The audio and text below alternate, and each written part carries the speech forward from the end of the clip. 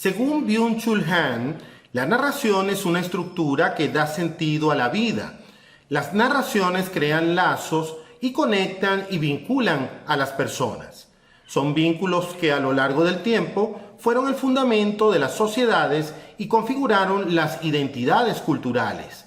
Las grandes religiones, por ejemplo, articularon sus doctrinas en textos sagrados y los pueblos testimoniaron sus visiones del mundo a través de leyendas, mitos, poemas y fábulas, relatos que conferían sentido y proveían identidad a la comunidad. Pero, de acuerdo a Byung-Chul Han, hoy en día vivimos un tiempo post-narrativo, donde nada narra, donde las historias son efímeras e intrascendentes. Esas historias se pierden en la hipervincularidad de la internet, del TikTok, de los shorts de YouTube, de los videos de Facebook y de los reels de Instagram.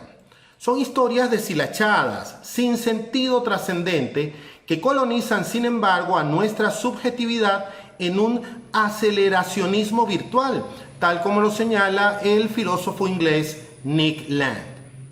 Son historias signadas por la banalidad irreflexiva, por la adicción digital, por la seducción publicitaria y por el condicionamiento ideológico disfrazado de inmediatismo informativo. Manipulación que sume al consumidor de contenidos en el sopor de una paz alienada, con déficit crónicos de cognición, déficit de reflexión y déficit de atención que le impiden realizar elecciones libres y conscientes para su vida. Ahora, según Byung-Chul Han, que el arte de narrar escasee se debe en buena medida a la saturación informativa y multimediática, saturación que aliena y desprovee de sentido, en particular al individuo y en general a la comunidad. El sentido de la vida, según el filósofo y psicoterapeuta austríaco Viktor Frankl, es encontrar un propósito que nos motive y nos haga sentir libres y responsables. Para Frankl, psiquiatra judío que sobrevivió al Holocausto de la Segunda Guerra Mundial, la búsqueda de sentido es una forma de superar el sufrimiento y la adversidad, la cual conocemos muy bien los venezolanos que hemos vivido en el país durante las últimas 2 décadas. Viktor Frankl afirmó: si la vida tiene algún significado, entonces debe tenerlo el sufrimiento. Siempre que tengamos un porqué, superaremos cualquier cómo, pues la vida no se vuelve insoportable por las circunstancias, sino por la falta de sentido y propósito. Viktor Frankl también aseguró que la falta de sentido y propósito en la vida pueden causar depresión y ansiedad. Nuestra mayor libertad es la libertad de elegir nuestra actitud, y en esa elección personal hallamos paz. Ya en 1967, en su libro La sociedad del espectáculo, el filósofo francés Guy Debord anunciaba: la vida en las sociedades donde rigen las condiciones modernas de producción se manifiesta como una inmensa acumulación de espectáculos. Todo lo que antes se vivía directamente se aleja ahora en una representación. Y eso que a Guy Debord no le tocó vivir nuestra época pletórica en tablets, teléfonos celulares, PC, tablets, que reproducen esos espectáculos hasta el infinito. En ese entonces, 1967, Guy Debord denunciaba esa falta de sentido vital, de alienación, de sustitución de lo fáctico por lo mediático, a partir de la colonización subjetiva que se realizaba a través de la TV, el cine y demás sistemas de comunicación. Esa espectacularización de la existencia se ha exacerbado con el paso de las décadas, y la acumulación de espectáculos que sustituyen a las narraciones con sentido, que suplantan a lo real por lo virtual, saturan hoy todas estas plataformas multimediáticas que habíamos mencionado anteriormente.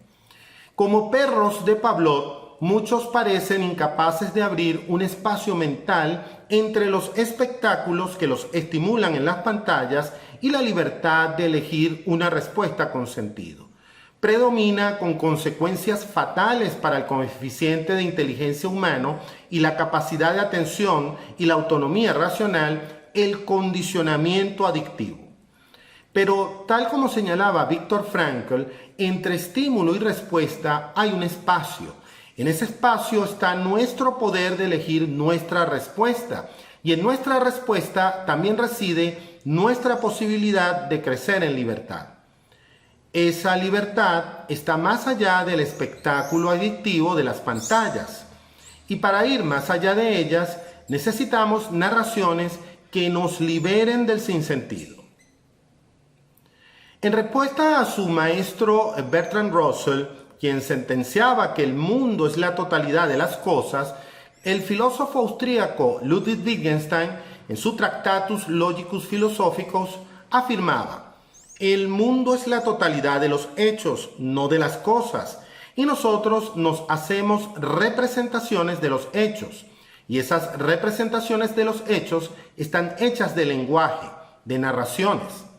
En el extremo hermenéutico del espectro, Friedrich Nietzsche afirmó antes que Wittgenstein: no hay hechos, solo interpretaciones, queriendo decir que la realidad objetiva no es algo que se pueda conocer directamente o captar de manera absoluta. En lugar de eso, lo que experimentamos como hechos son siempre situaciones mediadas por nuestras interpretaciones y perspectivas subjetivas. En tal sentido, el filósofo alemán Gadamer, quien siempre reconoció su filiación al pensamiento de Nietzsche, decía: solo hay conceptos del mundo, y por mucho que ampliemos nuestra imagen del mundo, siempre permaneceremos en un concepto del mismo. No hay por un lado conceptos del mundo y por otro el mundo en sí absoluto. Lo único que hay son los conceptos, vale decir, las significaciones, las representaciones, los relatos. Ahora bien, cuando el ser humano se enfrenta a los hechos del mundo y por extensión del universo, siempre está abordando lo inconmensurable. Nosotros, seres finitos, jamás podremos abordar la totalidad de los hechos y del mundo y de los mundos, o del cosmos y los cosmos, que si no son infinitos, al menos son innumerables, incontables. Así que nuestras interpretaciones y conceptos sobre los mundos y los cosmos, tal como plantea ahora la teoría del multiverso, serán siempre insuficientes.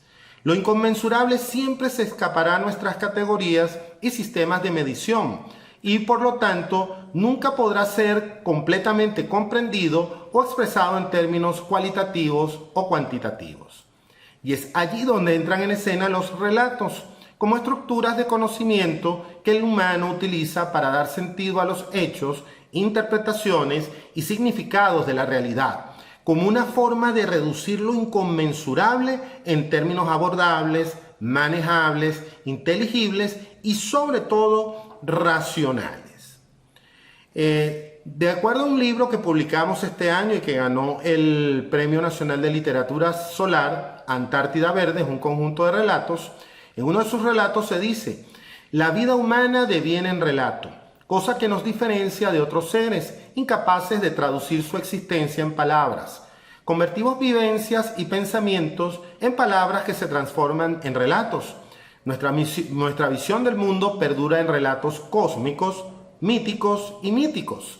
Nuestra cultura se explica en relatos filosóficos, artísticos y científicos. Percibimos el universo mismo como un relato, como una metáfora en permanente expansión que se escribe continuamente. Nosotros somos a la vez sus lectores y personajes. Su realidad no es estática, es un arco argumental siempre cambiante con constantes giros en la trama. Los seres sintientes protagonizamos ese relato desde la fábula del Big Bang, pues nuestra evolución equivale a la historia en progreso que es este universo. Y los relatos humanos están hechos de palabras. Si abandonamos las palabras, escritas y habladas, no tendremos mente que piense ni conciencia que recuerde. Careceremos de conceptos que nos permitan saber lo que fuimos, ser lo que somos y entender lo que podemos ser. Seremos zombies sin historia, sin memoria, sin trayectoria. No tendremos estatura para hacer realidad las historias que soñamos. Y cometeremos el desatino de no estar a la altura de las visiones que definen nuestro destino. De acuerdo a Pierre Hadot, filósofo francés del siglo XX, desde los tiempos de la Grecia clásica y la antigua Roma, la práctica filosófica ha incluido ejercicios espirituales, tales como el diálogo socrático, la introspección, la meditación y muy importante, la redacción de textos, entre los que se encuentran las fábulas. Las fábulas son historias cortas que tienen la capacidad de generar sentido en el lector. Son ejercicios de imaginación razonada. En este tiempo postnarrativo, la creación de narraciones puede recuperar, tanto en quien las redacta como en quien las lee, la capacidad de pensar, reflexionar y realizar elecciones libres, gracias a una paz razonada. En tal sentido, el filósofo norteamericano pragmatista Rorty propone desarrollar la práctica filosófica como una praxis escrita, giro narrativo en el que el ejercicio filosófico espiritual deviene en género literario, lo que nosotros hemos dado en denominar la razón fabulada. En tal sentido, Rorty propone transformar la filosofía en una práctica narrativa. Esto significa pasar del discurso abstracto a un ejercicio de escritura creativa. La filosofía debe dejar de ser un campo hermético y volverse accesible a través de la literatura, dando sentido tanto a quien la lee como a quien la escribe. Rorty llama a este cambio un giro narrativo, es decir, la filosofía debe adoptar las herramientas de relato como la metáfora y la imaginación.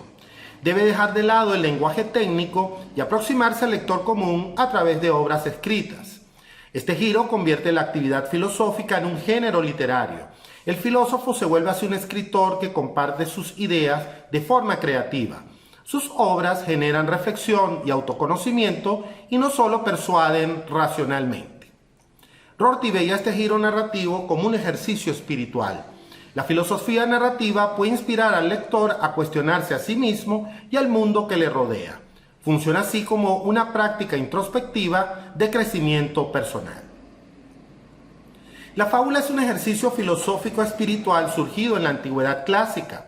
Es una narración breve creada para generar reflexión en el lector a través de la imaginación. Como explica Guadalupe Jover, la fábula busca inspirar una meditación personal mediante la humanización de seres, animales y objetos, así como la creación de situaciones imaginadas. Su objetivo no es adoctrinar, sino estimular el pensamiento autónomo a través de breves relatos.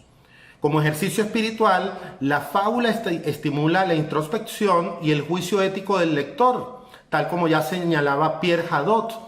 Lo invita a meditar sobre su lugar en el mundo y a realizar elecciones libres y razonadas. Según Rocha, la fábula promueve la autonomía y la responsabilidad al demandar reflexión activa sobre los casos presentados. No impone respuestas, sino que plantea preguntas. En la era postnarrativa actual, la fábula recupera su valor como herramienta para ejercitar la reflexión. Tanto en su escritura como en su lectura, fomenta el pensamiento crítico y la imaginación creadora. La fábula representa así un género idóneo para el cuestionamiento filosófico y contemporáneo. La fábula inspira al lector a pensar por sí mismo sobre dilemas morales y existenciales. La fábula despierta la conciencia ética al presentar casos imaginarios que requieren, muy importante, un juicio razonado. Según Jesús Maestro, que es un teórico y filósofo español, la literatura es una construcción humana y racional que se abre camino hacia la libertad a través de la lucha y el enfrentamiento dialéctico, que utiliza signos del sistema lingüístico a los que confiere un valor estético y otorga un estatuto de ficción, y que se desarrolla a través de un proceso comunicativo de dimensiones históricas, geográficas y políticas, cuyas figuras fundamentales son el autor, la obra, el lector y el intérprete o transductor. La literatura se ha manifestado y explicitado deliberadamente en alianza con el racionalismo humano. La literatura, incluyendo el género de la fábula, es una manifestación de la racionalidad humana. A través de la imaginación y el lenguaje, expresa nuestra capacidad de pensar, interpretar y comprender la realidad. La literatura es entonces una forma de conocimiento. La literatura nos permite explorar la realidad subjetiva a través de personajes, situaciones y símbolos. Nos hace pensar críticamente sobre temas éticos, existenciales y sociales. De esta manera, la literatura es una vía de indagación y discernimiento que nos ofrece un sentido existencial. Ahora, la razón fabulada se refiere al conocimiento y discernimiento alcanzados a través de la creación y reflexión de fábulas. Este género literario condensa en breves narraciones una sabiduría que estimula el pensamiento crítico del autor y del lector. Al imaginar situaciones y personajes, el creador de fábulas desarrolla su capacidad de interpretar la realidad y explorar dimensiones éticas de la existencia. La fábula es así una tecnología filosófica y espiritual, en tanto invita a la introspección y al ejercicio de la razón creativa. Como instrumento epistemológico, revela modos de conocer basados en la imaginación razonada y el discernimiento sintético. La razón fabulada es este proceso cognitivo generado a través de breves relatos imaginados con fineza intelectual. Vamos a terminar esta exposición explicando de manera práctica cómo hemos desarrollado en la realidad todo este postulado teórico que hemos explicado. Desde hace 5 años, en diversos colegios, liceos y universidades, hemos puesto en práctica programas de escritura creativa en donde la razón fabulada ha tenido un papel principal. Hemos incluso participado en campeonatos mundiales de escritura, donde Venezuela ha quedado campeón, tercer lugar, cuarto lugar, y en lo que fue nuestra pasantía por el colegio Nuestra Señora de Pompey, durante 3 años tuvimos la suerte de impartir instrucción a unos 500 alumnos, de los cuales más de 150 obtuvieron lauros y reconocimientos literarios en más de 14 países, incluyendo España, Estados Unidos, Argentina, México, Guatemala, Perú y por supuesto Venezuela. En este último año, con el auspicio de un mecenas, estuvimos desarrollando lo que fue el plan de beca Funindes de escritura creativa, donde tuvimos a 220 alumnos de edades comprendidas entre 14 y 25 años de edad, de los cuales ya casi 50 obtuvieron lauros y reconocimientos en diversos países de Norteamérica, Latinoamérica y Europa. En este plan, en este sistema docente, hemos aunado lo que es el campo de la filosofía práctica, basado en muchos de los autores que hemos mencionado en esta exposición, sumando además lo que es la metodología de filosofía para jóvenes de Matthew Lipman, con técnicas de escritura creativa,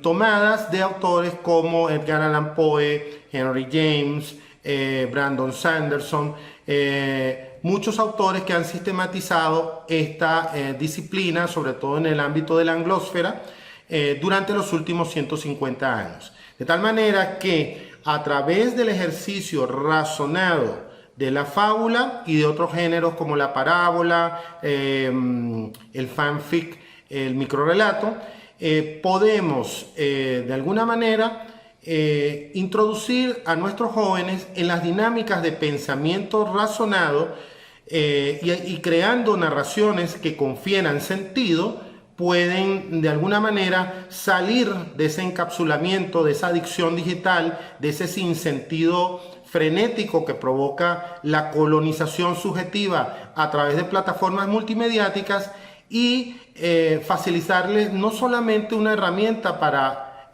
obtener conocimiento, sino darle sentido a sus vidas.